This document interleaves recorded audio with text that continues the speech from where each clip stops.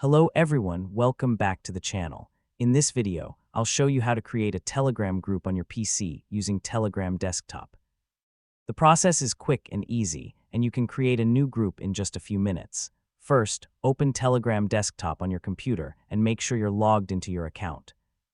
Now click the menu icon in the top left corner of the screen. From the menu, click New Group. Next, select the contacts you want to add to the group. You can choose one or multiple contacts. After selecting the members, click the Next button. Now enter a group name. You can also add a group photo by clicking the camera icon if you want. Once everything is ready, click the Create button. Your new Telegram group will be created instantly, and you'll be taken directly to the group chat. You can start sending messages, photos, videos, and files immediately. To manage the group, click the group name at the top of the chat window.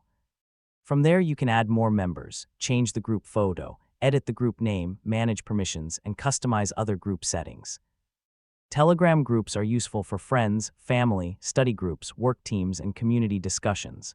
That's it. You've successfully learned how to create a Telegram group on a PC using Telegram Desktop. Thanks for watching this full guide. If you found this video helpful, don't forget to like, subscribe, and check out more Telegram Desktop tutorials on the channel.